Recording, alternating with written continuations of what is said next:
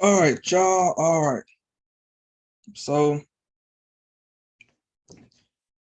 first of all, I'm gonna give all praises to Yahweh, Bahashim Yahweh Shah. And for this video,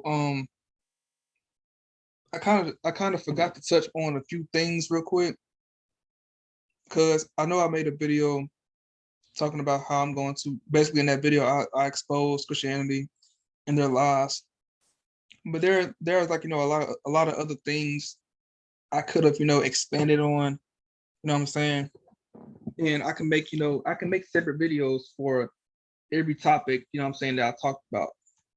But for this video, I know I talked, like I said, I know I made a video talking about how to asking the question, opposing the question, is the law done away with, basically. And I didn't really speak on a few other things that I got to speak on, but I'm going to like cover those things in this video. And of course, there's going to be even more things I could bring up in the future because of the fact that this knowledge is never ending. It's never going to end. It's never going to stop. There's going to be more knowledge coming in day by day, night by night, year by year. It's going to come. It's going to come every day. You know what I'm saying? So I just want to kind of speak on tithing real quick. Tithing, tithes, and offerings, and I want to speak on that because I feel like a lot of people need to understand the history behind tithing, not even behind tithing, but just behind a lot of things, and a lot of just I'm talking. I'm gonna speak on it, but I'm gonna show you exactly how tithing is a part of the law. And when I pose that question, is the law done away with? I know a lot of people may say that yes, the law is done away with for under grace now, but I'm gonna show y'all exactly how the law is still in place, and I'm gonna show y'all how people, in a sense, contradict themselves when they say the law is done away with. So this I'm gonna share my screen real quick. I'm gonna go to Deuteronomy real quick because I'm gonna show y'all. First of all, I'm gonna show y'all what tithing is first. I'm gonna show y'all what tithing is. Then I'm gonna get into it. But for right now, Salakia, and be right back. I'm Salakia. All right, Salakia, y'all, Salakia. So, I'm not gonna start Deuteronomy, but this is what we're gonna do. We're gonna start in the Old Testament in terms of this whole tithing thing. This is what we're gonna do because we're gonna kind of talk about tithing first, and then we're gonna get into everything else. So the one thing I want to do is, like I said, I'm gonna talk about tithing, and then I want to talk about the other laws as well because I know that a lot of people, like I said with my other video, when I said I asked the question, is the law done away with? People said yes, we're under grace. So I already explained, a lot of things in that video, but I didn't really explain, tithing. And I want to make this video be dedicated to tithing to let y'all know exactly what tithing is, what it should be, and how we should do it according to the word. According to God's word, this is how we should tithe. So for one, I want to start at Leviticus. And remember, Leviticus, Numbers, Deuteronomy, all these books, they talk about the law, the commandments of God, the commandments that that we should keep. So start at verse 31. It says right here, and if a man will at all redeem aught of his tithes, he shall add thereto the fifth part thereof. And concerning the tithe of the herd or of the flock, even of whatsoever passeth under the rod, the tenth shall be holy unto the Lord. He shall not search whether it be good or bad, neither shall he change it. And if he change it at all, then both it and the change thereof shall be holy. It shall not be redeemed. So basically, anything that you tithe, you can't get it back. But I'm not saying that you can't get it back, but it's more so like whatever you give in, you're gonna receive it back as a blessing.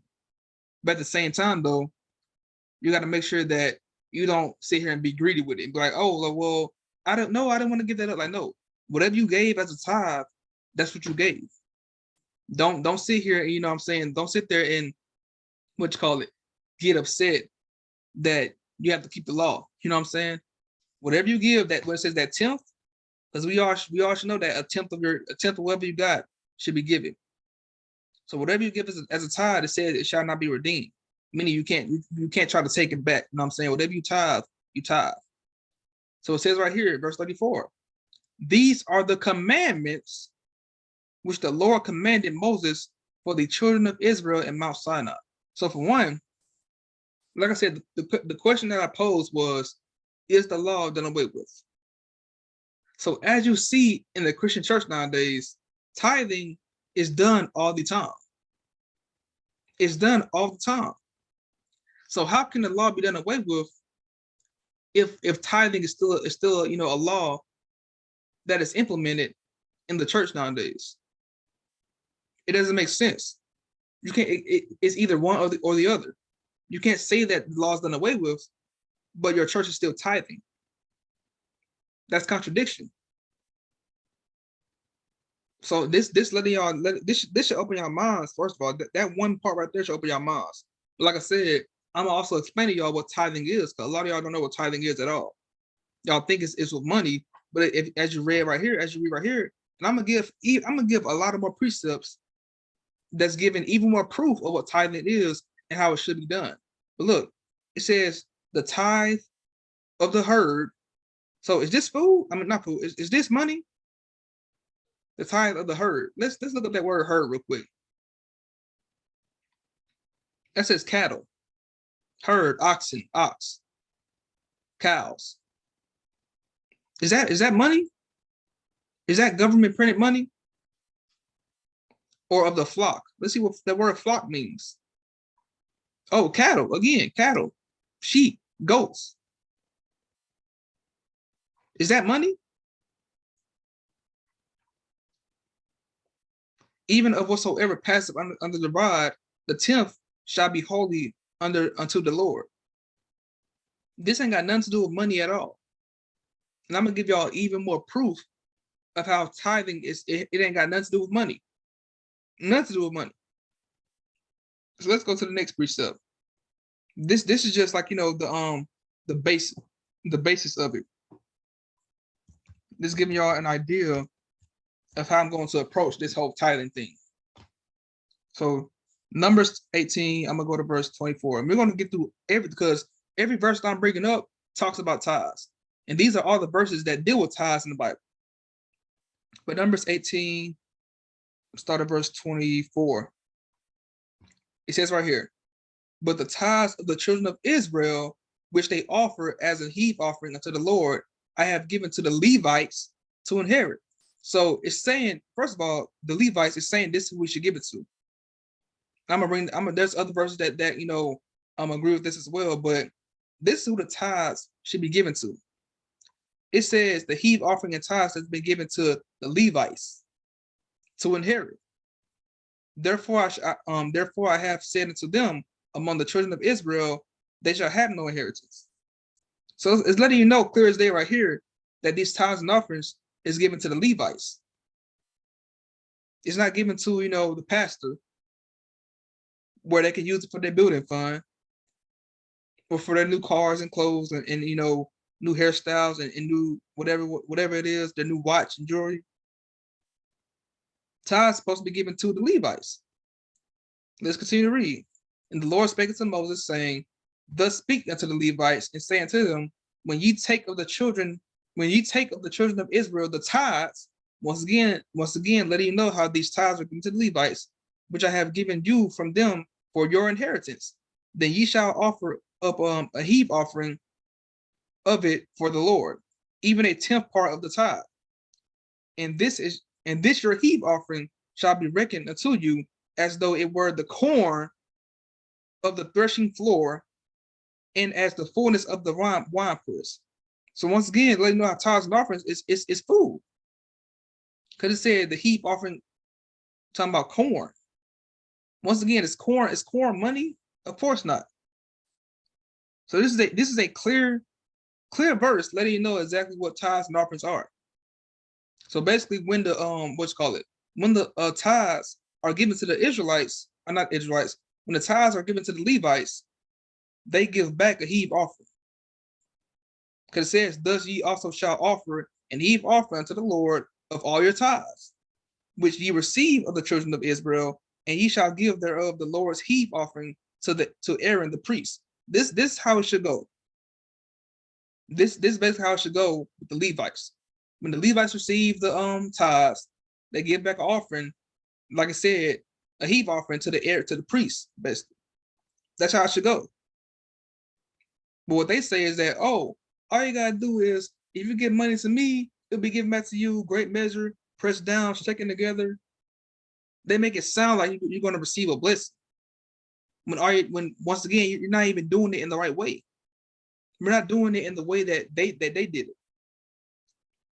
This is how tithes and offerings should go. And I'm gonna give y'all even more verses explaining, what tithes and offerings, how it really should go. Let's go to Deuteronomy though. Deuteronomy 12. Let's start at verse 11. It says right here, then there shall be a place where the Lord your God shall choose to cause his name to dwell there. Thither shall he bring all that I command you. So once again, command, that's letting you know this is a commandment.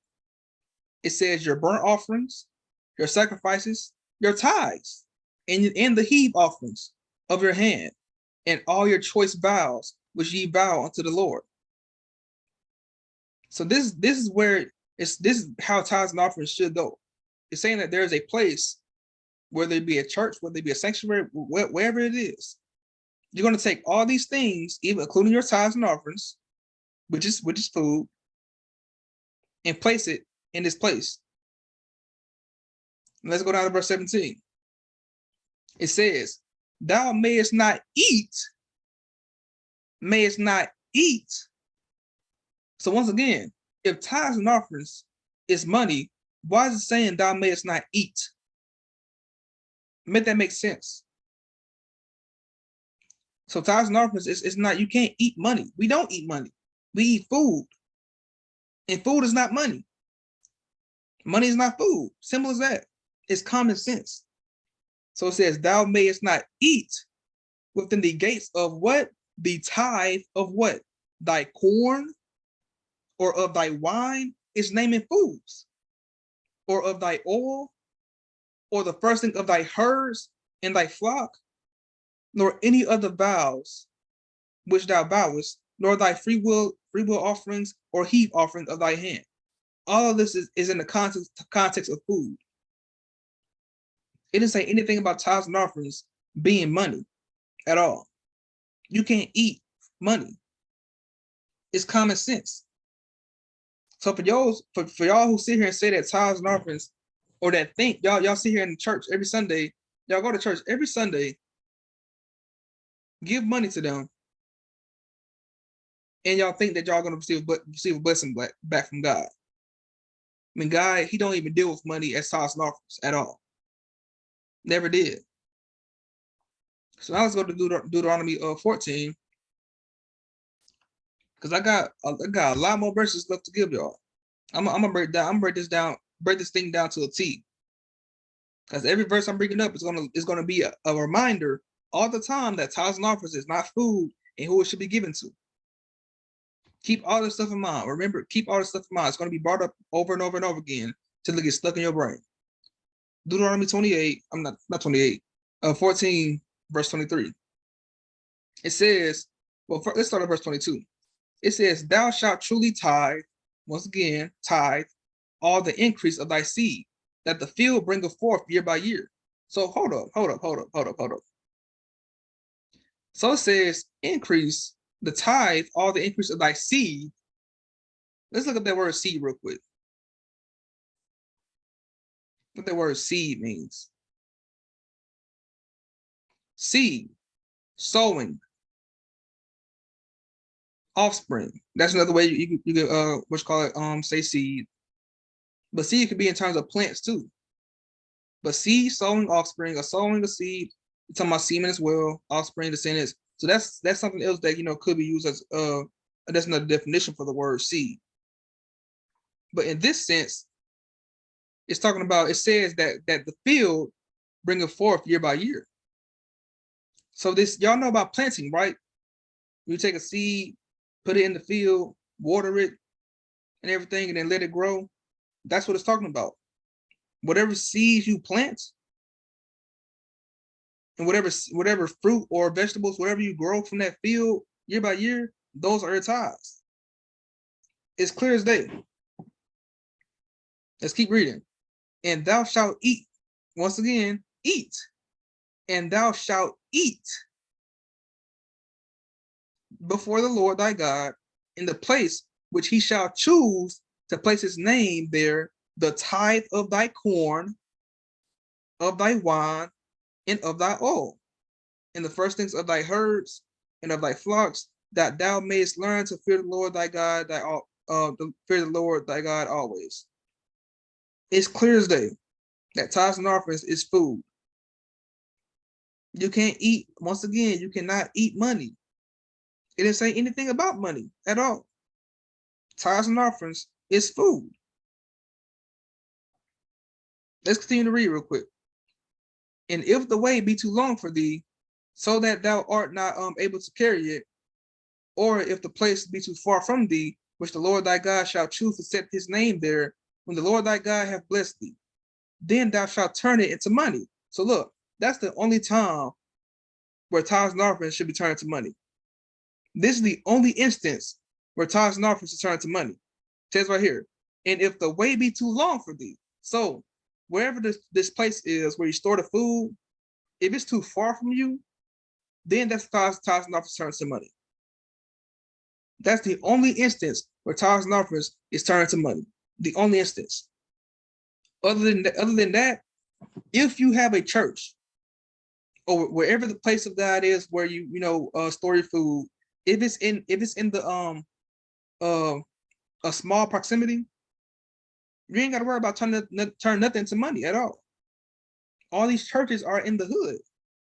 A lot of these churches are in a very reasonable, fortunate proximity to where we can go there in the next 10 minutes.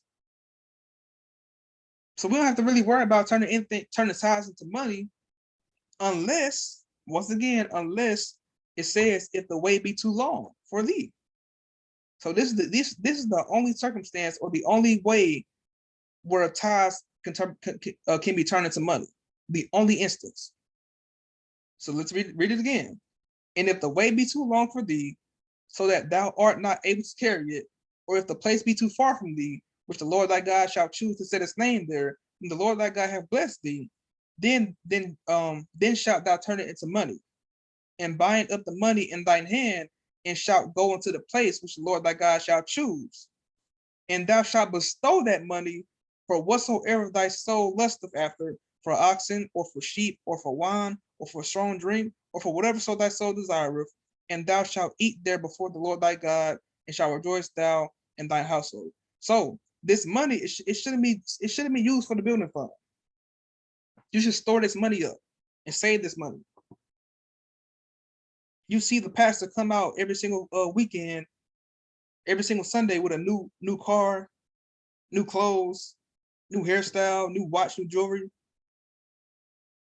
If the tithes and offerings is turned to money, it should be stored up. It should be saved. It shouldn't be used for their own benefit. That's why it says, thou shalt bestow that money for whatsoever thy soul lusteth after.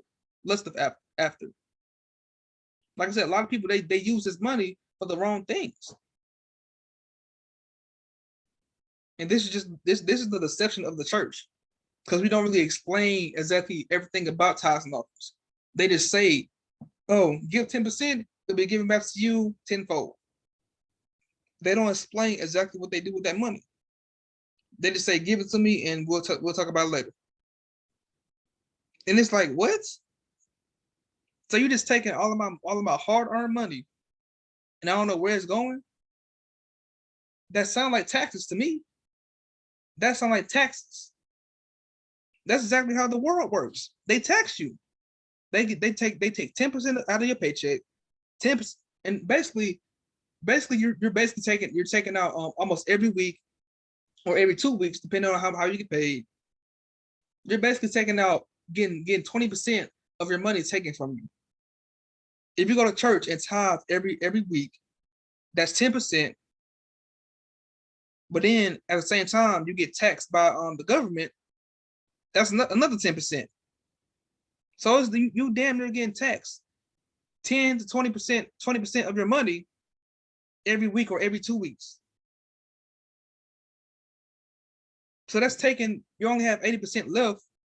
And plus, if you don't get paid enough too, it's like it's hard for you to live, because of the fact that you're just giving and giving and giving and not receiving anything back at all. But even if you do receive it back, you got to work for it. They say that God will give you a blessing, but it's been the same recurrent thing every single year. How your money is taken from you, and there's nothing else given back to you at all. You expect a blessing, and they give you a blessing when they feel like they need to give you one. The pastors decide when they want to bless somebody to basically influence you to stay, because they preach, every Sunday. Oh, just be patient on your blessing. Just wait on it. Wait on it. When you wait on it, it's going to come to you. God's going to bless you when the time is due, when the time is right. Then they bless you with a car. They bless you with certain things. That did not come from God. God did not bless y'all with a car. God did not tell anybody to give you a car. He didn't. It just so happened that this human saw a situation to counter on. It's simple as that. They make it sound so convincing, have so much conviction. Like, oh, like, I was just at the home, a few weeks ago, and it was on my mind that God told me that you was like. Then they add this to it, like, okay, do I know you? Have we talked ever before? Have I seen you before? Well, God, he wanted me to tell you. Now sometimes, like, there are prophets in this world. I'm not gonna, like, bash prophets, but there are prophets in this world who do have a true spirit of God on them, and a true message from God to what I'm saying, talk to somebody.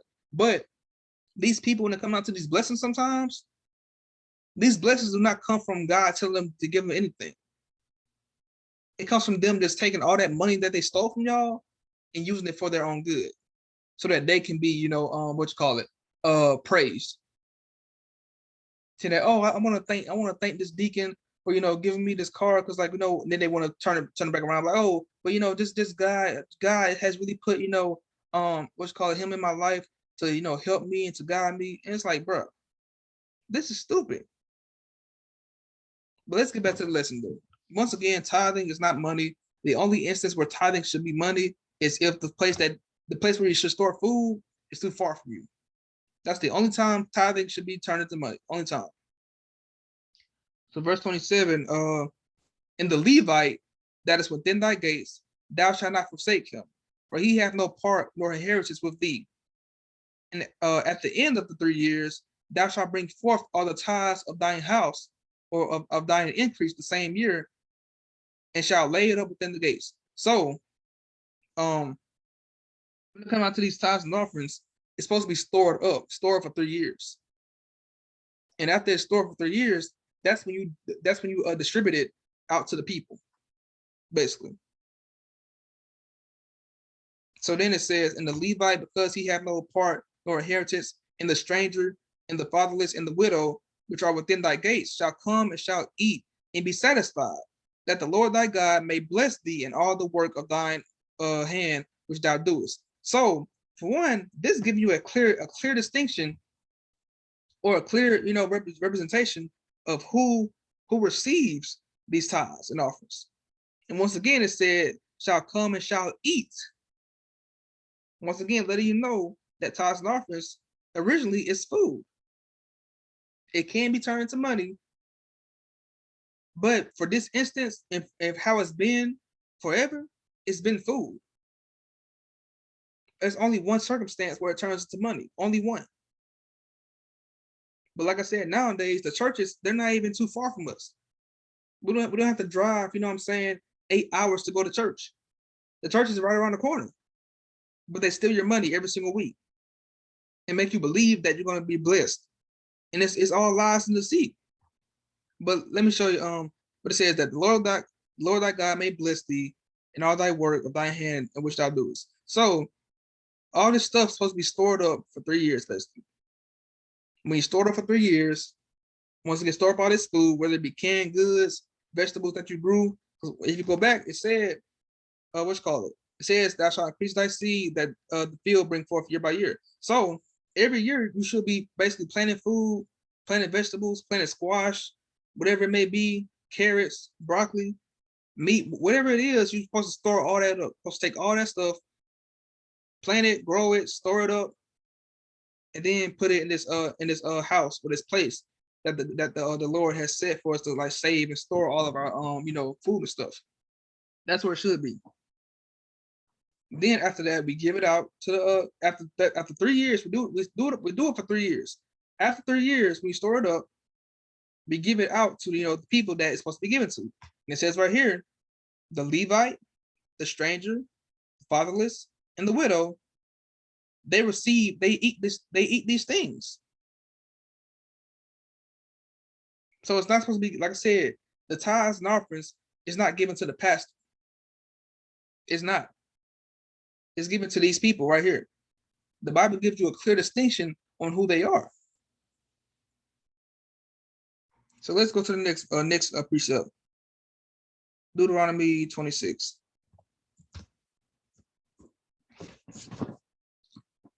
So I'm gonna start at verse 12. I'm gonna read verse 12. Now, once again, this lets you know who the what's called tithes and offerings go to.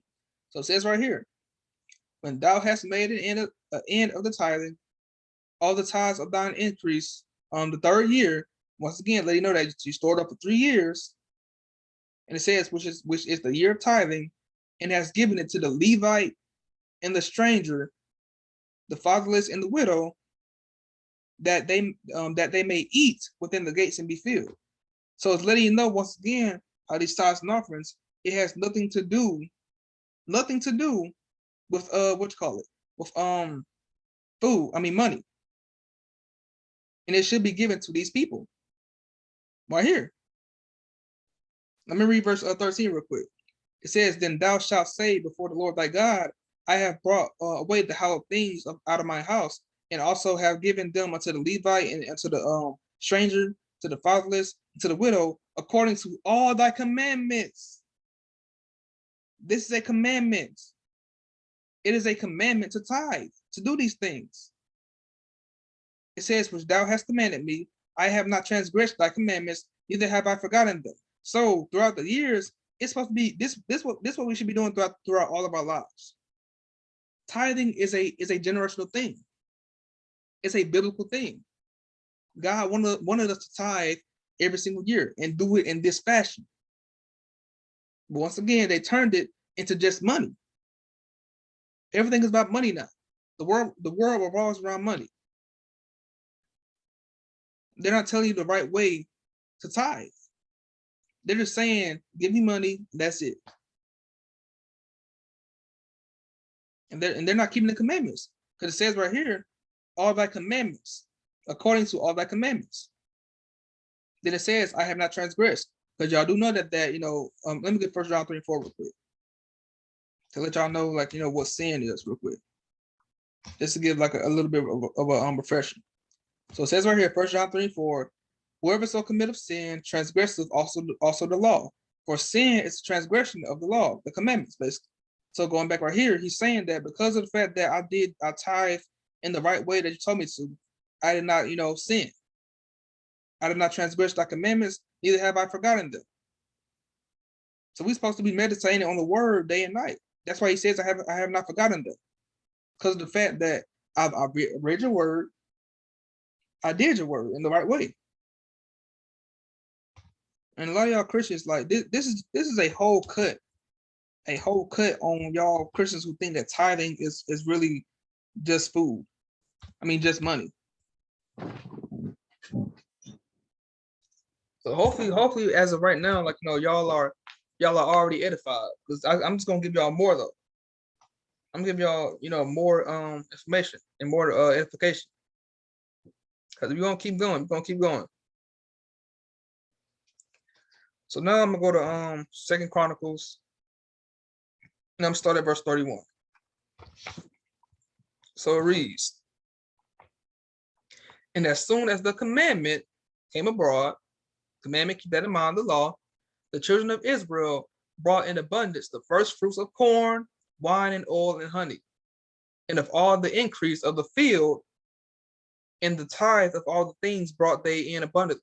So right here, once again, letting you know what tithe is. It says the tithe of the what you call it, the corn and wine, oil and honey. It didn't say anything about money at all. But I already explained how tithes and offerings, it only becomes money when the place that you put the food in, where you store it, if it's too far from you, then you turn it into money. Basically. So the church is a separate building than the place that God made, for what you call it, tithes and offerings to be stored. There are two separate buildings, basically, two separate sanctuaries, however you want to say it. So let's continue to read. And concerning the children of Israel and Judah that dwelt in the cities of Judah, they also brought in the tithe of oxen and sheep, and the tithe of holy things which were consecrated unto the Lord their God, and laid them by heaps. So once again, letting you know what tithes and offerings is. It's food, oxen, sheep, food, and animals. Basically, that's exactly what it is. Ain't got nothing to do with money at all. Nothing to do with money. So now let's go to Nehemiah. You got, a few more precepts, you know what I'm saying? Then they're gonna go into the next topic of, the law and like how people say it's done away with. Even though I'm already explaining, like it's already cut. That whole argument is already cut because of the fact that, like I said, people say the law is done away with and we're under grace. But tithes and offerings is a law it's a law in the old commandment. People say that, oh, that's the old law, so we're not under that law anymore. It's done away with. We don't have to do that anymore. But tithing is of the old law. So how is the law done away with, but you're still doing things of the old law? Explain that. You gotta explain that, and you gotta explain why y'all tithing, money instead of food. Y'all have to explain these things. Explain all of it, and not only that, you gotta explain why the money is going to the pastor. When it says it says that the tithe should go to the Levite, the stranger, the widowless, or the widow and the fatherless. You gotta explain all those points. You gotta explain all these verses I'm giving you. You got to explain all of them. So now we're in Nehemiah 13. So like Nehemiah 13.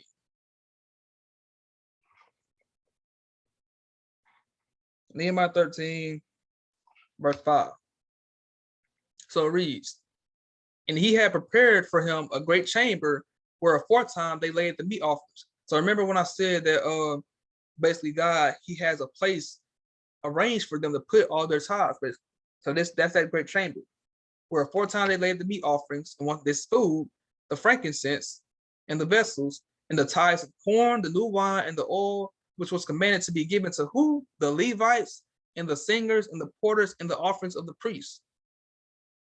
So once again, it's letting you know, for one, where it should go. It's letting you know where it should go. It should go here. It goes to that great chamber.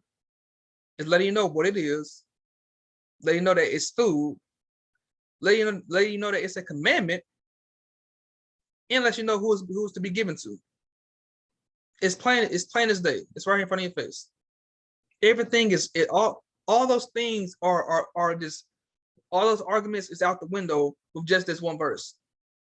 It's letting you know where it should go, what it is, who it's given to, and that it's a commandment. Simple as day. Let's skip to verse 12. It says, then brought all Judah the tithe of corn and the new wine and the oil into the treasuries. Once again, let you know what tithes is. It's tithe of corn. It's right there in front of your face. Tithes of corn, wine, oil. This is food. Ain't got nothing to do with money at all. Nothing. So like I said, it's already cut. That whole, tithes and offerings, it's money and law done away with. It's already cut. Already. It's been cut. But we're gonna get a few more verses though. Now let's go to Malachi 3 and 10. So it says, bring ye all the tithes into the storehouse. So once again, that place where you put the tithes in office. So letting you know where it should go, that there may be meat, let you know what the tithes are in mine house, and prove me now herewith, saith the Lord of hosts, if I will not open you the windows of heaven and pour you out a blessing, that there shall be no room enough to receive it. So basically saying that when you do these things, when you keep these commandments and do tithing in the right way, only then will he pour out these blessings on you tenfold.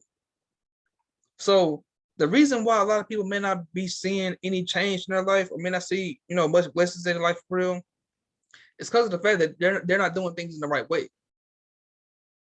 If you do the law in the right way, then you'll receive these blessings. Because it says right here, it says, bring ye all the tithes into the storehouse, that there may be meat in mine house, and prove me now herewith, saith the Lord of hosts, if I will not open you the windows of heaven and pour you out a blessing, that there shall not be room enough to receive it.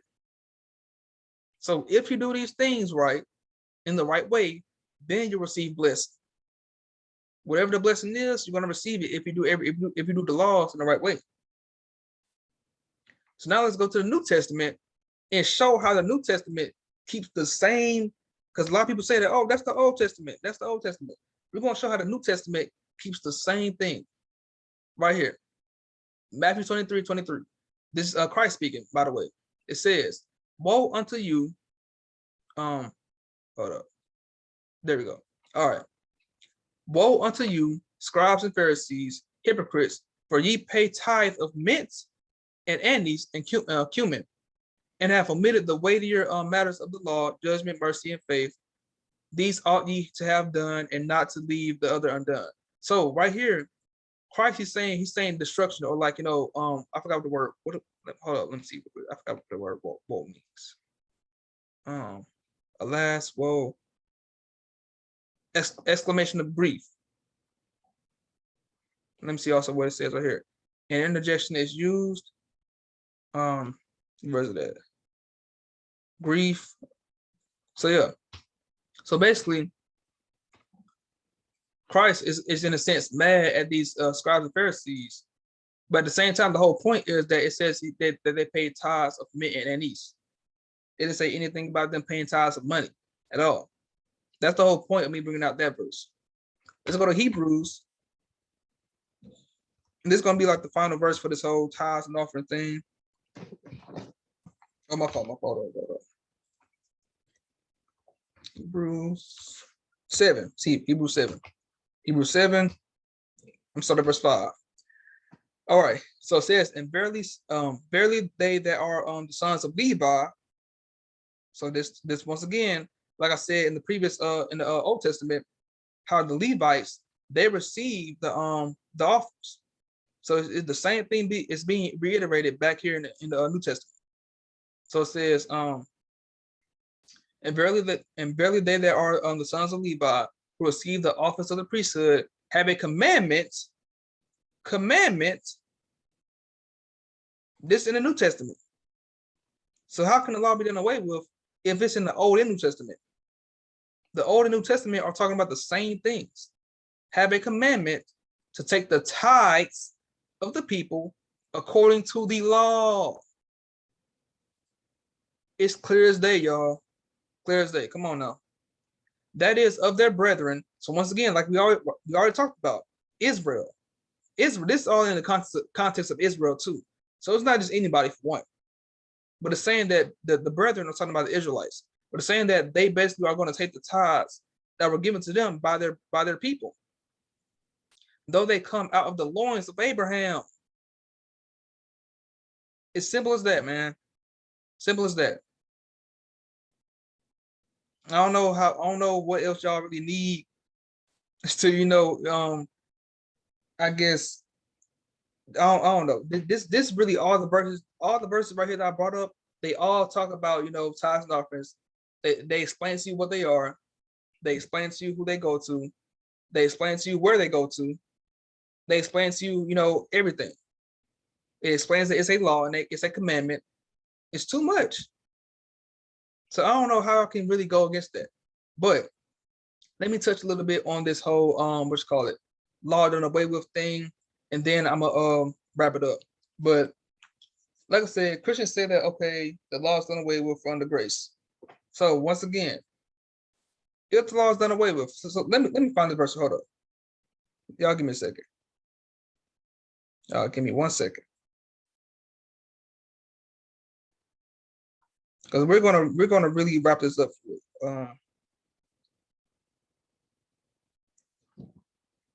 Let's go to Exodus real quick. I'm gonna go to Exodus 20. Hold up.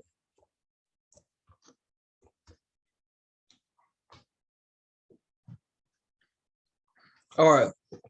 So let's go to Exodus 20. So let's start from the top. So in God, so let you know this is God talking. Yahweh spake all these words, saying, I am the Lord Yahweh, thy power, which have brought thee out of the land of Egypt, out of the house of bondage. So first of all, that lets you know what Egypt is, because remember how they were in bondage and everything. But that's like that's for another topic and everything. But he says, thou shalt have no other gods before me. That's one commandment right there. Thou shalt have no other gods before me. So for one, let's bring this up real quick. So y'all go to church every Sunday, right? Y'all go to church every Sunday. Y'all hold up. Let me get it. Hold up. Slack it.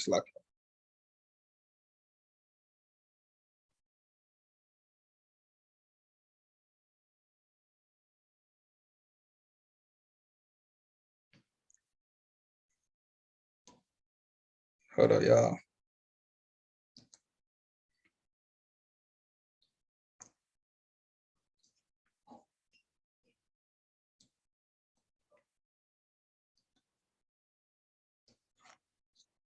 All right. So, like I was saying, when it comes down to church, everybody go to church on Sunday. So let's read about the history of Sunday real quick. Let's read about it real quick. Right here, pagan correspondence. So let me try to zoom in. Can I zoom in? How do I zoom in?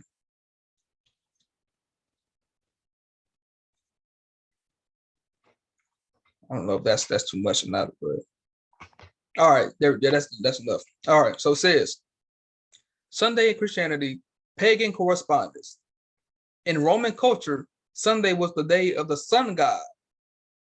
The sun god. So hold up. I thought it says, thou shalt have no other gods before me. But there's a sun god? Sunday was the day of the sun god. In pagan theology, the sun was the source of life, giving warmth and illumination to mankind. So hold up. Wait a minute. I thought that Christ or God, he was the one that he's that tree of life. You can see that tree of life through him. That's what I thought. I thought he's the only one that has access to that tree of life. So how could the sun give you life? Why are y'all making this a god? Like I don't wait, what? I'm kind of confused. But that's neither here. Let's continue. But it was the center of a popular cult among Romans, the Roman Catholic Church. They, used this ideology right here. They're the ones who started this whole Sunday worship thing. And it reads, who would stand at dawn to catch the first rays of the sunshine as they prayed. And this goes into the whole woke culture, the whole third eye people. And they sit here and say that, oh, you basically sun gazing. Let's look up what sun gazing is real quick. Hold up. Let me just do this real quick. Sun gazing, the practice of staring directly at the sun at sunset or sunrise, especially in the belief that doing so allows one to survive without eating food. So right here, same thing. who would stand at dawn to catch rays the first sunshine as they prayed. They basically, it's the same thing, the worship of the sun. They really think that the sun allows you to survive without eating food. Are you serious? It's the same practices being, passed on from generation to generation through the Romans. But it says the opportunity to spot in the nature worship. Once again, that's the whole third eye people. They worship nature. They say that, oh, all you gotta do is just, go to the trees, and the trees give you life, the sun gives you life, birds and bees and all that stuff. And it's like, what? Are you serious? The fact that people are worshiping the creation and not the creator. How do you worship the creation but not the creator of that creation? Doesn't make any sense. God, Yahweh, made the sun, but y'all made that sun a god, and don't know that y'all are following this pagan history, or following this pagan, day. But let's continue. But it says the opportunity to spot in the nature worship or of their heathen. And let's see what the word heathen mean in the Greek real quick. Let's look that up real quick. Look it up real quick.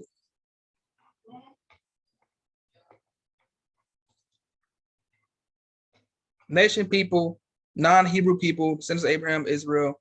Well, that's in that context. But hold up, let me see. Where is it at? I'm looking for it. Gentile, right there. Gentiles. The original Gentiles, that's what I'll say. That's what that word heathen means.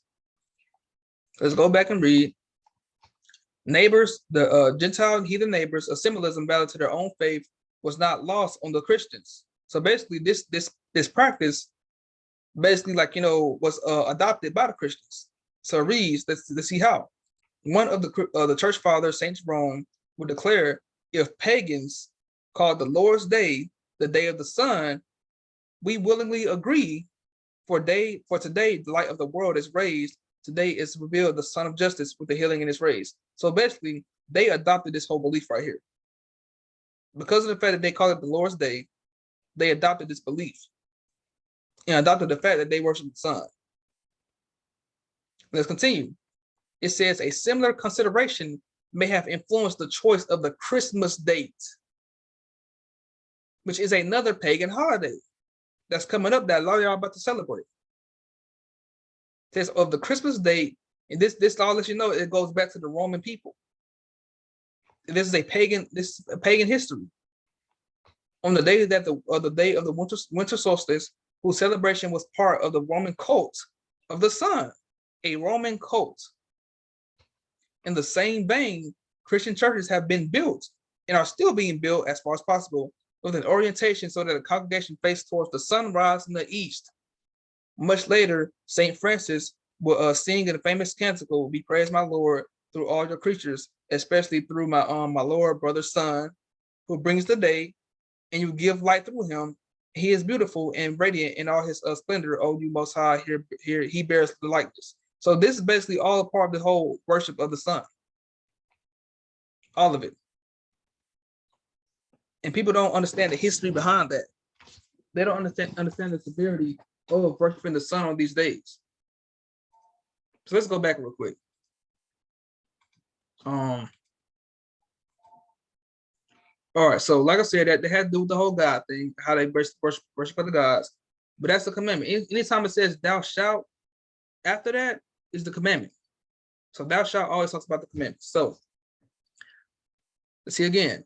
Thou shalt make unto thee any graven image or any likeness of anything that is in heaven above, or that is in the earth beneath, or that is in the water under the earth. So for one, talking about tattoos.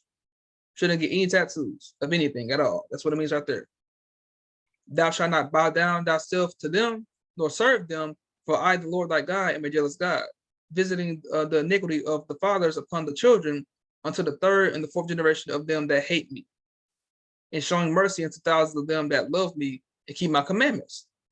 Thou shalt not take the name of thy Lord God in vain, for the Lord will not hold him guiltless that taketh his name in vain. Remember the Sabbath, to keep it holy. 6 days shalt thou labor and do all thy work, but the seventh day is the Sabbath of the Lord thy God. So for one, I'm gonna make a whole video explaining to you the Sabbath and also the new moon and how all that stuff, you know, connects and everything. Because a lot of people think that the Sabbath is on Sunday when it's not. That's the Roman Greek calendar. So people got it all confused. The Sabbath is not on Sunday. And some people may have the argument that it's you know, Friday and Saturday, but you know, I don't, now at the same time, I don't, you know, bash anybody who thinks the Sabbath is on Friday or Saturday. Like, as long as you're taking out one day of your week to give to the Most High, that's all good. You know what I'm saying? If you want to be very technical and do it the right way, then go by the moon phases. We should keep the Sabbath by the moon phases. But I'm gonna explain that in another video. But continue to read. Where's it at? Let me skip down real quick. Right here, thou shalt not kill. So hold up. If the law is done away with, can we kill? This is the law. Remember, keep this in mind. If the law is done away with, can we kill? It says, thou shalt not commit adultery. If the law is done away with, can we commit adultery? Thou shalt not steal. If the law is done away with, can we steal?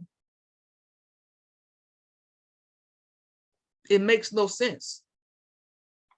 The fact that we're sitting here saying the law is done away with, yeah, these things are in the law, but people don't do them.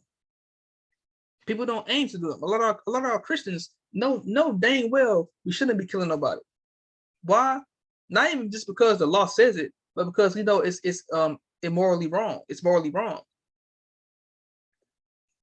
So, but if the law, thinking this logically, if the law is done away with, that means we can do all these things. Then that means we can have sex with anybody we want. We can be gay. That's what y'all saying when y'all say the law is done away with. You're basically saying that it opens up all these things to be done freely. But the laws were placed in there for a reason. The law is not done away with at all. Let me bring up that verse real quick that I talked about in my video talking about the law. But give me a second, y'all. Give me a second. Matthew 5:17.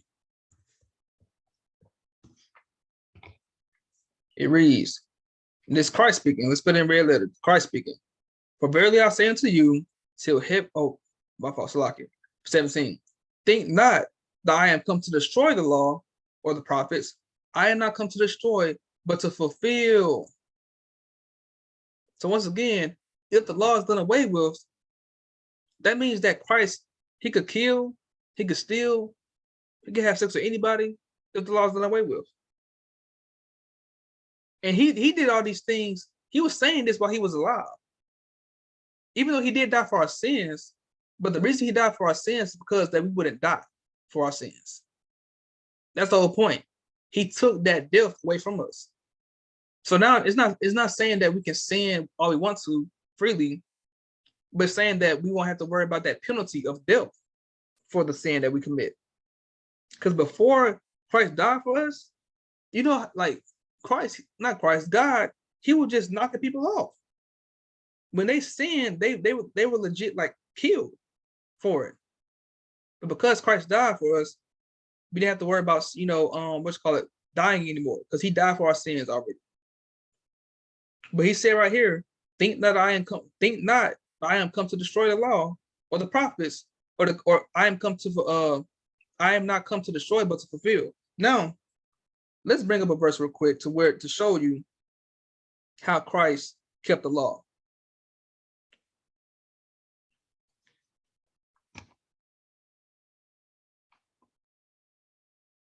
I'm gonna go to Luke chapter 4. So this is when Jesus, he was being tempted by the devil, basically. So let's see what the devil did. So I'm gonna start at verse 6. I'm starting at verse 6. It says, and the devil said unto him, all this power will I give thee, in the glory of them, for that is delivered unto me, and to whomsoever I will give it. If thou therefore will worship me, and shall be and all shall be thine. So basically saying that if you worship me, I'll give you everything. I'll give you power, I'll give you money, I'll give you cars, clothes, homes, I'll give you all that stuff. But Yahushua, Jesus answered and said unto him, get thee behind me, Satan, for it is written, thou shalt worship the Lord thy God, and him only thou shalt serve. This is a commandment. It's a commandment in the Old Testament that he reiterated. He just said himself, Christ said himself in the red letter, let's bring up the red letter. He said, thou shalt worship the Lord thy God, and him only shalt thou serve. Let's go back to Exodus. Go right back to Exodus.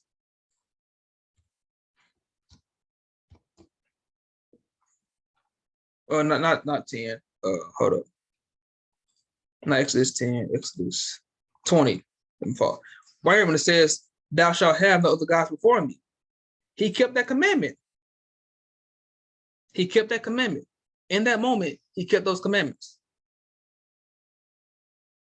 So the fact that we're sitting here saying that the law is done away with, when Christ himself said he did not come to destroy it, and he kept it as well. It's simple as that.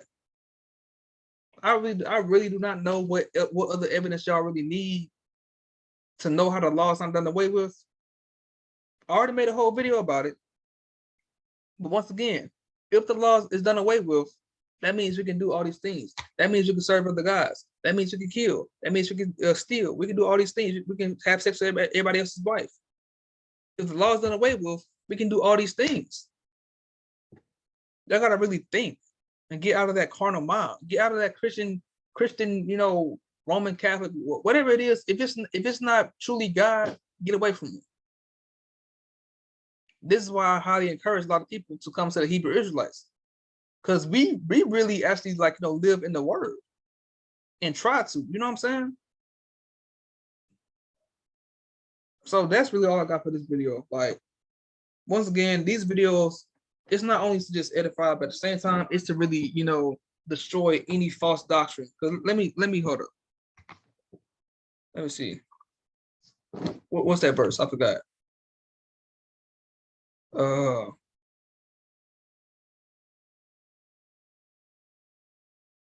What's that verse? Psalms 119, 4. It says right here, through thy precepts I get understanding. Therefore I hate every false way. Precepts meaning the the Bible. These verses right here, all these verses in the Bible, those are precepts. So through these precepts you get understanding. Therefore I hate every false way. All these other religions, Christianity, Roman Catholics, Buddhists, whatever, Muslim, whatever it may be, all these other religions are false ways. They're not preaching from the actual precepts of the Bible. Throughout this whole video, I gave y'all precepts. I gave y'all precept on precept on precept, and those precepts explain themselves. I didn't really have to do anything for real. I could just give you the precept, you read it for yourself in hopes that you understood it and understand it. But the fact that God basically gave us a voice to explain it for those who don't understand it. So everything that I talked about in this video is clear as day. Hopefully there wasn't any misunderstanding. Hopefully that y'all got edified in some way, shape, or form. But with every video that I make, I always give praises to I always give praises to the Most High, always, because of the fact that this is not my doing. These are His words. All I gotta do is be the messenger and explain it to y'all in the best way, in the right way that I can. That's my job, to give out this word in the right way, the correct way, the true way, not the false way, like these other religions, the right way. But hopefully y'all, like I said, as I say every video, hopefully y'all got edified in some way, shape, or form. Hopefully you learned something new in this video. Just to give a little bit of a recap, y'all should know. After this video, y'all should know that tithes and offerings, it is not money. It can be turned into money, but only under one circumstance. When the storehouse that they have is too far to put the food and all the other stuff in, that's when tithes and offerings become money. Every Sunday we shouldn't even be, giving money to the pastor. Because once again, I let y'all know through these precepts, I'll let you know what tithes are. And we know that is food and animals. I'll let you know where it's taken to. It's taken to a storehouse and it's stored up for 3 years. I'll let you know who it's given to. That is given to the Levites, the stranger, the widows, and the fatherless. And I'll let you know that it's a commandment. That's a part of the law. And I'll let you know that when it comes to Christians, they say the law is done away with. But once again, tithing is a part of the law. I explain all that stuff to y'all. And I explain some more stuff too. Throughout this whole video, it's just edification throughout this whole video. Because I know I want to be able to really, tell y'all the truth. I don't want to lie to y'all. But I got way more videos. I still got videos coming every single day. I'm not gonna promise every single day, but I'm gonna try to get a video out or get these videos out as much as I can, because I want to make sure that y'all are edified. I want to make sure y'all are edified to the max. But hopefully y'all learned something. That's really all I got for y'all. But until next time, shalom and hey, Kwam Yasharala.